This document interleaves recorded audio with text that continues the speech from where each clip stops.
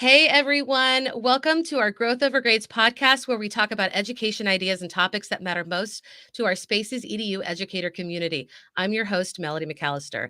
At the beginning of each episode, I'd like to feature an amazing educator in our community. This week, I want to give a shout out to leader and international keynote, among many other titles and roles, Ken Shelton. Ken is part of our Spaces EDU community, and I was able to see him in a couple of spring Q sessions recently. I have learned so much from my friend throughout the years, especially how important it is to constantly self-reflect and know what you stand for in education and life, and how that directly affects those we are trying to reach and teach. Ken also has a lot of knowledge about our topic today using ChatGPT, or artificial intelligence, in education and the classroom. And you will definitely learn more if you follow him. His social media presence is strong, and his information will be in my show notes. Thank you, Ken, for being part of our community and always sharing your knowledge and expertise. And also, you're just a really great person, and I'm so glad to call you friend. Everywhere I go online or at conferences in the education community, educators are talking about ChatGPT and other AI platforms. Some leaders embrace it, while others have shut the door on this tool immediately. My guests today, the extraordinary Katie McNamara and Dr. Alec Couros, have quite a bit to share on using ChatGPT, and that may surprise you or not. I was able to sit in a very informative session at Spring Q and learn from Katie recently. My knowledge of ChatGPT, and I can't say that very well, was pretty limited, and it's not a tool that I would naturally use. But she showed us that this tool can actually help educators reclaim time, and I was hooked. When talking about the title for this episode, she encouraged me to use ChatGPT for help, and I did, and it worked. So thanks, Katie. And Dr. Alec Couros, I have also learned from you for years. So glad you could join us as well today. You have been asking educators questions about using ChatGPT for planning, instruction, and assessment, and even training on it. When your AI took over your Zoom yesterday, I just knew you had to be on our podcast. But anyway, after following and learning from both of you for years, I consider you friends and am honored to have your voices on our Growth Over Grades podcast today. Before we dig in, can you share a little bit about your background with those who are listening? And we'll start with you, Katie. Hi, all. I'm Katie McNamara. I am currently serving as a high school teacher librarian in Central California. And I'm also a program director at Fresno Pacific University for the Teacher Librarian Credential. And I just get to spend my days helping other people be awesome. Like, how cool is that? All the things, media literacy, which is, all the things, empathy, all that, making good humans, whatever age they are. Awesome. Thank you for sharing. And I'm going to drop your information so that people can follow you. Dr. Alec Couros, can you please share a little bit about your background? Sure. As the caption says, I'm a professor of educational technology and media. I'm the director of the Center for Teaching and Learning at the University of Regina. And I work with teachers and faculty. I work a lot with pre-service teachers, but of course in service as well, working on everything ed tech, everything media literacy, and emerging trends such as ChatGPT. And I do want to say, I think Ken Shelton just had his birthday, so I just want to say happy birthday like a day or two ago. So just want to add that as well. So happy birthday, Ken. Happy birthday, Ken. I almost put that in the introduction, but I didn't know, when it will be published for sure. But yes, I'm glad you said something. So great. All right, guys. Well, thank you for introducing yourself. Let's dig in. My first question is, what are ChatGPT and similar platforms? Why are they scary for educators and school leaders? Well, what we've noticed is, if you have any access to social media, the big thing was like, oh my gosh, the students are going to cheat. They're going to do this. They're going to do that. They're not learning. And like, wait, let's hit pause here. Like, what's really our concern? If it's cheating, like, okay, newsflash, before like the invention of computers, kids still were cheating. So I think just like taking a moment to really think about what is it I'm afraid of. It's not, I don't really think it's that AI is existing with the concerns I'm hearing in the edu world. So just hitting that pause and really like processing your thinking. Mm-hmm. Yeah, so I think to add to that, I think it absolutely is entrenched in that cheating idea, but essentially it's how do I do my job anymore? How do I do assessments differently? will I have to revamp everything? How will I know my students are, the teachers are obviously really interested and concerned about academic integrity. So they're really concerned that this is going to change everything.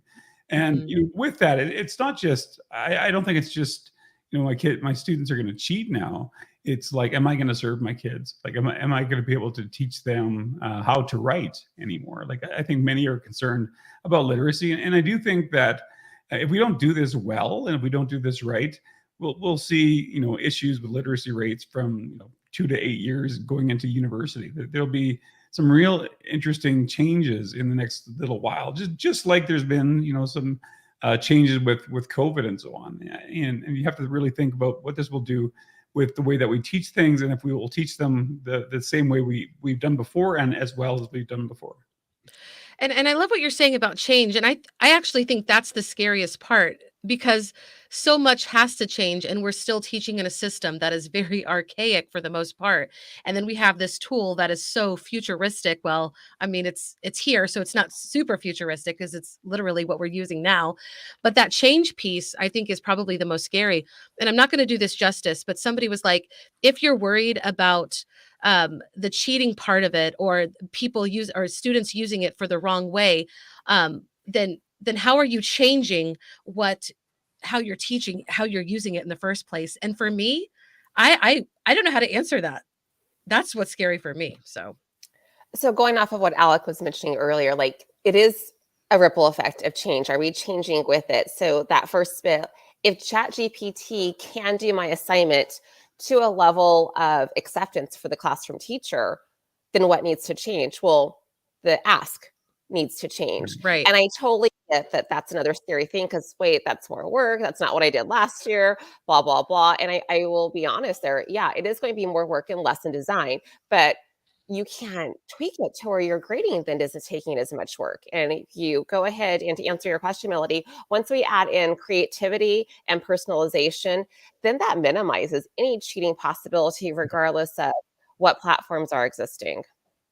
Yeah, I think that's a really good point. We've been talking. Well, AI experts have been talking about the potential for personalization, in particular, for decades now, and I think this is finally coming in. Like, if you've seen the example of Khan Amigo, like the Khan Academy is rolling out a bot as well. It's not quite out to the public, but the demo has been released, and it's really interesting that the tool itself works like a very well trained teacher. Like, it doesn't. If you say, "Give me the answer," it'll say, "No, let's step back a little bit, and we'll go through it. We'll go through examples." And so I think if we train the AI well, and if we do this well, we can still use it in a way that a concerned teacher would, like a very well, an expert teacher, someone who really is concerned with literacy and growth and development. And so I think it's not just, we're going to use this in a very sloppy way. I think ultimately we have to be very thoughtful about what we do with this and how students are using it, and using it with us in the classroom. Mm-hmm. And Katie, I know from I love that response. Thank you, Dr. Alec Couros. And I'm going to say your whole name. I'm just Alec, honestly. No credentials necessary. I'm just going to say your whole name. And Katie, you talked about this too in your session a little bit. Just what he was saying, like training your AI. What would you suggest? Like, how can we do that in a good way? So it's just having those. I feel weird saying conversations, but that's totally what ChatGPT is. You're having this conversation, and the more you talk with it, the more it does get to know you. So, like, for example, I argued with it a few times. Like, when I found out it was existing, end of November, when it came out, I plugged in the paper that my grad students had to do. Like, oh my gosh, do I have to change that too? And I was arguing because it was talking about andragogy, and I'm like, no, that's also pedagogy, and like going back and forth and all these things with this entity. And it was kind of hysterical. Like, wait, it's roped me into this argument. But getting to the point there, like, it learns from you. So this is where, like, some people are like, oh my gosh, it's saying fake things. Well, you're telling it that this fake thing is true. it's learning that from you as well in that moment. So like remembering that just for you. The only like good thing though with that is if it tells me like 2 plus 2 is 5 because I told them no, 2 plus 2 is 5 and I'm right, you're wrong, it's going to believe that. But that information just stays with me. It's not going to go to the rest of the world and tell everyone else that 2 plus 2 is 5. So I love that there's kind of like that little bit of, I guess, safety, if, for lack of a better word, in that misinformation component. Hmm. Yeah, Yeah. I think along with the dialogue that, in the chat box, essentially you can have a back and forth with it. And so every chat that you open up will have a memory that you can continue to use. So you prod it.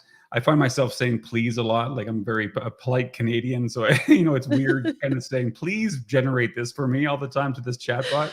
But you feel like it's human like in the way that you interface with it.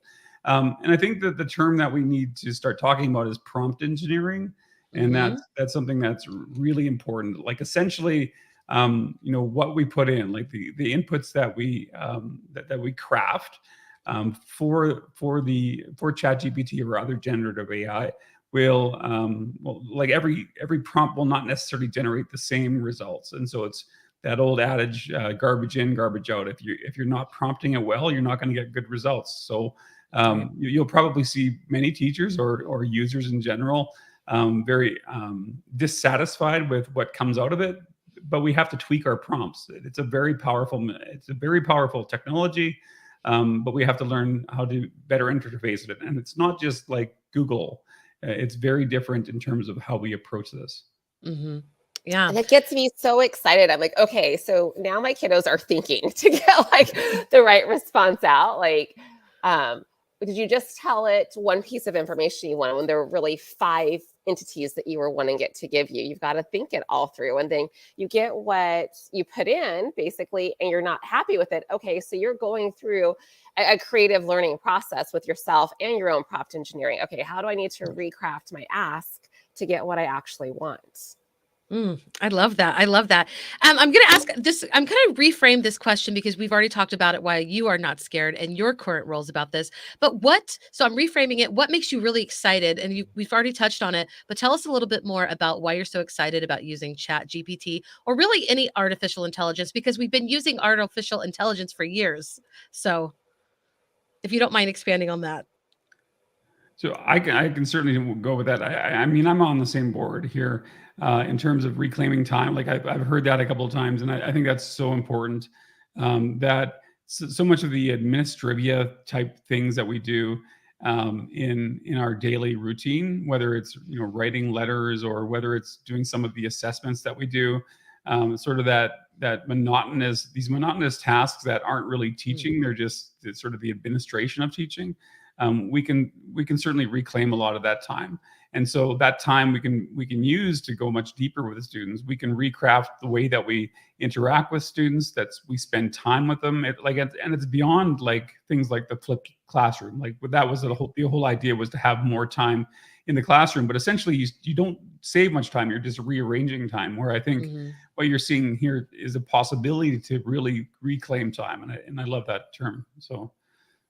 It's like like the difference of the crock pot to Instapot. Right. That's what's going on here. I'm not just like rearranging my time. I'm actually owning it and getting some more of it back. So those little pieces that, oh my gosh, even creating a little 3-sentence blurb of an event you're hosting. Like, okay, I need the right wording. I need the right vibe. I need the right tone. And it might take me like an hour to craft because yes, I'm that person. But like, okay, ChatGPT. And I call my buddy, like, hey, buddy, can you help me out with this morning? And yeah, I've gotten to be polite as well because how helpful he is. Like, I will tell him thank you. Oh my goodness, because you gave me my life back so I can be mommy, I can be wife, I can just like even get some self-care time. Yeah.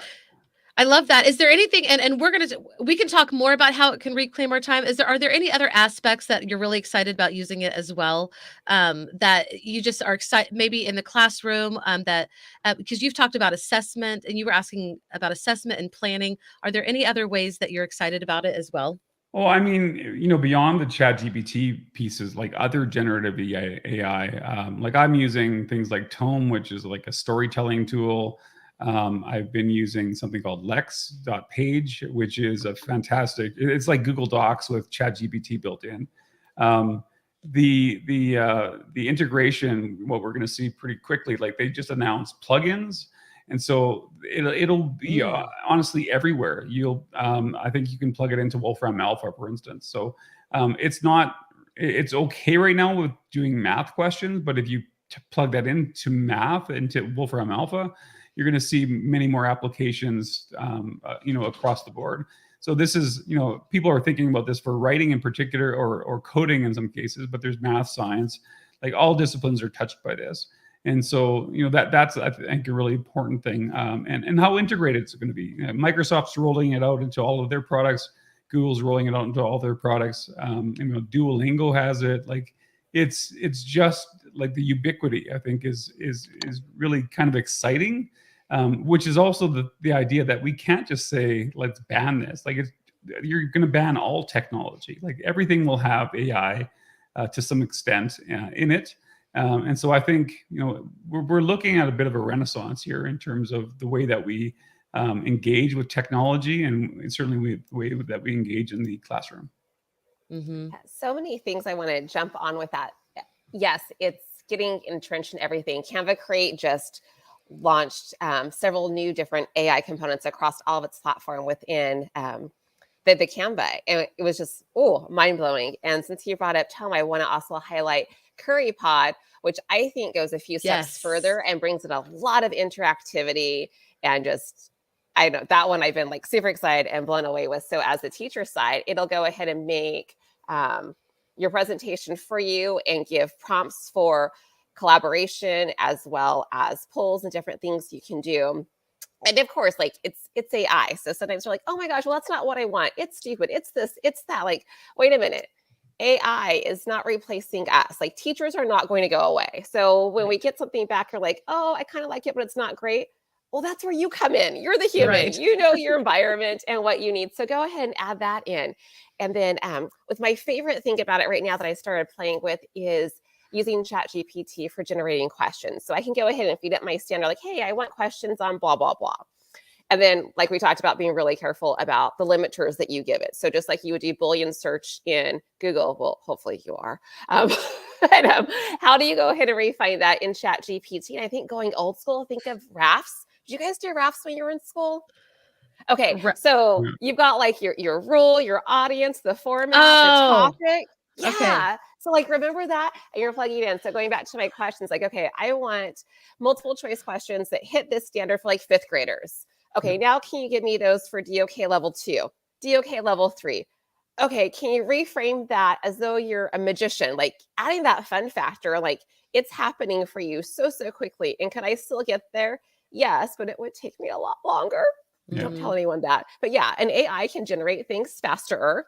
And even before this came about, when I would be developing a new lesson or unit, I'm not starting from scratch. Why? Back then I was even smart enough. I'll go ahead and Google, like, hey, where are these lesson plans? What have other people done? I never found one I would just take carte blanche. Maybe I got something from this lesson and that one, and I'm smooshing it all together and Katieifying it. I say, we do the same things with the AI. Right. And that's such a good point to make, that we are not absent from this. Our minds are not absent from this. AI is not thinking for us. It's just helping us. And to your point, Alec, you also said, like, this is going to be a part of our entire world. Like, how can we shut it out and not teach our students or facilitate learning for our students? And also, Katie, I'm so excited about CuraPod too. I actually, in our show notes, I'm going to drop, like, if you're interested in that, I will have that as well. I have a question from somebody who's watching live, and I'm really excited about this. Chris, thank you so much for listening. This is a great question. Chris says, I'm more interested in how students can use ChatGPT to develop their English as a foreign language. I just asked, what can ChatGPT do to help language learners create e-portfolios, which I think is amazing. And also, I know Sarah Saeed has been putting out a lot of talk about English language learners as well. And so that's really wonderful. Thank you for this comment. Do either one of you want to speak on that, or what do you think about that? I know it's live. I didn't prep you for this, but it's another great way to use it. Yeah, I think it's one of the many. I think that in particular, and anything really related to personalized learning, I think is really going to be big. Like when we kind of tie this into assessment, like that Katie was discussing right away, you can certainly. I mean, one of the roles, I guess, you can create it like in terms of a prompt. You can create it as as an English improver or a translator or whatever role in particular you'd like if you want to create that prompt. And there's a number of prompts out there that'll do that for you. But also in terms of the assessment, like I'm hearing stories of students coming into school and saying, here's my essay. I already got an 85 on it. I checked it with ChatGPT and the rubric. So you're uploading the rubric, you're uploading your paper, you're testing it to see how well you're doing in class. So students being able to have that and get formative that assessment and feedback right away, I think is just amazing. And so that's the same thing that can happen certainly with language learning. I love that. And I love that feedback can be so much more sooner than it has been. Yeah. Like I think that I forget who says it, but like that we often treat feedback as autopsies versus physicals, and we have to really think that we need that immediate feedback, or it's not meaningful to students. Like it doesn't Right. make any sense. It's just a grade at that point. Totally. Another powerful way to leverage this, English language learners, they're not thinking in English. And so, like in the classroom, we're like, blah, blah, blah, let's go, let's go. But they're usually thinking in their native language. And then it takes Mhm. time to translate and then process. And like if we go like Spanish to English, that's a whole syntax order thing that they're having to do. So we're expecting all of this in a really short amount of time. Well, they can go ahead and have that conversation, 13 up with parent permission. They can have that conversation in ChatGPT and have that assistance of doing that translation as well, because it will translate for you. So they can go ahead and have that conversation in their native language and then ask it, okay, will you change this to English for me, please? Mhm. I love that. And Chris, thank you so much for watching. He says formative feedback from ChatGPT is better and more immediate than mine. And, better, that could be subjective because teachers and how we relate to our students is still very important. But thank you so much for sharing. I really appreciate that. So we talked about reclaiming time. So I don't want to go into that anymore unless you guys have anything to add about reclaiming time before we move on. Is there anything? Okay. Um, It's anything, like even ask it for a recipe. Hey, pretend you're a chef and make me something with this ingredient and that ingredient for dinner. Go. So even more just non-edu hacks to reclaim time. But actually, as we're all parents and we're not just educators, so actually that does help us even in our field. But you're right, like that's it all goes together as whole people because we're whole people. So I love that. Thank you for saying that. My last question, well, one of my last questions is I consider myself like a tech beginner. I would not be in the same level as y'all. Like I'm just not there, and I don't mind saying that, to be honest with you. So for those of us who consider ourselves tech beginners, what are some easy entry points for us to start using and getting more familiar with Chat GPT or any AI platform?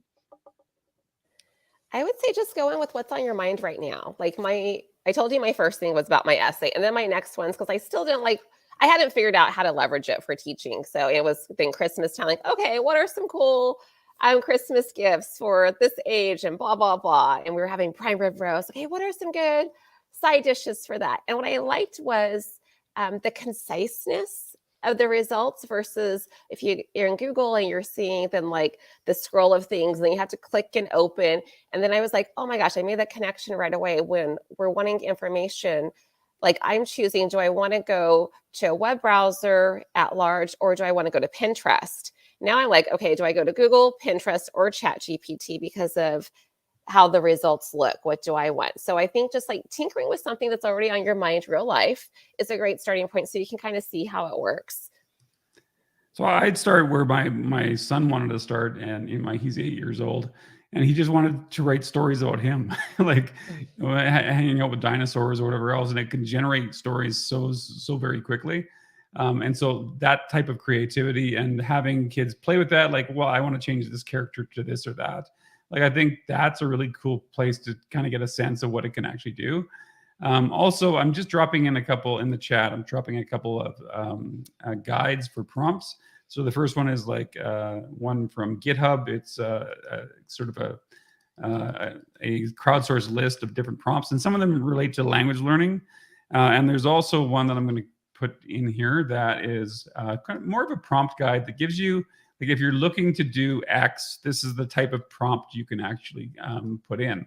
And so understanding this stuff is like a superpower, honestly. There's a job at Anthropic right now for a prompt engineer, and like it's advertised as prompt engineer and librarian, and it starts at 175k US. It goes to 335k US. Like, prompt engineering is a big thing right now, and it's something that we can all get better at. And when we talked about prompt engineering, that's also part of training AI, right? Yeah, That's what we were talking about earlier. Okay. for sure. Yeah, and Awesome. that's the other thing is that Katie kind of mentioned this earlier. Like, if you're using the work that you've done before, you can literally put up work that you've done. Like, in the future, you'll be able to basically just have this database. And if I can think of, like, I've done hundreds of presentations over the years. If I have all of that stuff to tap into, stuff that I've used in the past, because I can't kind of keep track of what's where in the many different files that I've got on my desktop. At some point, you'll be able to just search everything locally into AI, and it'll be able to generate stuff just from your stuff. Not, we're talking not necessarily just stuff out there in the web, just the stuff that you have. So there are tools like Notion, for instance, that allows you to sort of tap into your brain ultimately. So it's making your knowledge better and more refined and better understandable, I think, in many ways. So I think that's really an amazing thing. It's not just about knowledge out there. It's also about organizing our own and tapping into our own knowledge. Mm-hmm. Awesome. Another neat way to start is in the classroom, whatever grade level you have, because kids are kids. They're going to like tap it, even though it's blocked at school, they're going to get to it. Go ahead and open it and have the students ask you what questions to ask it. Like, okay, what do you want to know? What do you want to see it can do? So like, go ahead and do that like live with them. So it acknowledges that exists, they're going to mess with it, and the output. So it just like helps pull back the veil. Like, hey, I know you guys are probably going to be using this, and I know it exists. You can't trick me. Right. Well, and I love that you said that, because my friend who is a realtor, she's talking about using it in her marketing, and she's really excited about it. So really, it is very important for our students to start using this, and for us to be more comfortable as educators to start using it. So I really do appreciate your thoughts. And I'm going to put more, thank you, Alec, for putting all of these. I'm dropping them in the comments, but they'll take over the screen if I pull them up. But yes, Right. thank you for dropping all Word. these resources. I appreciate that. And I'm just really excited. So I want to tell you, like, honestly, everybody's been talking about this, but I kind of like shy away from things that I feel are a little bit too difficult or for me to understand. It's terrible. But I am like, I'm ready to dive in a little bit more. And what you guys said that really resonated with me is just start organically. Like, it doesn't have to be this crazy I guess, because a lot of people that I know that are using it are, to me, like brainiac people. And so that's intimidating. Like, I could not do that, but we can. Your students can. We don't have to know everything yet. We're all learning this together. And I think even that is just a wonderful way to start when you're talking with your students. Anybody have anything more to add? That I have one last question, but I don't want to take away anything that you want to share. One topic of with the reclaiming your time, I would just encourage you, anything that you're like dreading or like, oh my gosh, it's going to take me too long, or oh my goodness, my brain's not awake, or like, sometimes we just have a bad day and we can't process thinking the way we want to. Use ChatGPT to help you through that. Like, really, just go ahead and embrace it. Look at it as a thought partner. Like, if it's something you would call a friend on, but like, oh my gosh, they're busy or maybe they're sleeping, let ChatGPT be your 24/7 thought partner. Oh, I like that. I like that. I like And that. so go ahead. And I was going to say something else that you both touched on that I wanted to say is, when we talk politely to it, I think that's also a very easy way to, teach empathy. It's not human, but it doesn't mean that we have to be rude to it. It's No. just, yeah, I mean, put that social emotional in there. So, um, so before, I want to respect your time, but before I close out the podcast, I always like to ask my guests about something of wisdom that they would like to share. And it doesn't have to have anything to do with Chat GPT or artificial intelligence. We are whole people and we have a lot on our mind, but it can have something to do with that. But so I want to ask both of you before we say goodbye, what is one piece of wisdom you'd like to share with other educators today? Please set boundaries for yourself. I mean, that's a big thing for me. And it took me a while. So don't wait till you're over 40 for that point, but have those difficult conversations with yourself. Are your actions and how you're spending time reflective of what your priorities really are? And sometimes the answer is scary. So, yeah, Mm. protect yourself. When is contract time up? Just, yeah, be good for you. I think in line with that, like my can only build on that advice.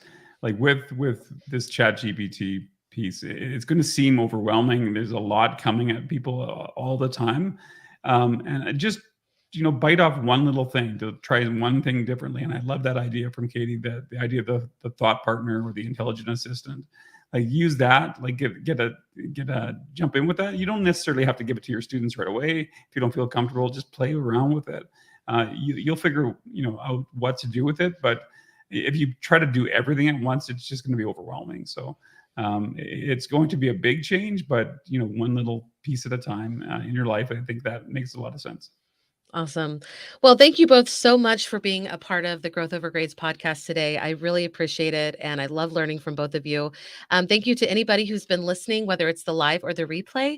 And Chris, thank you for joining in. I'm going to read his comment before. If you don't start soon, you'll find that your students know more about how to use it than you. It happened with WhatsApp. Someone in the class invited me to join the group. I agree, Chris. Totally agree. Thank you so much for tuning in. We really appreciate you. And everybody have a great week, whenever you're listening to this. But thanks so much. Bye, everybody. Bye. Thank you. Bye.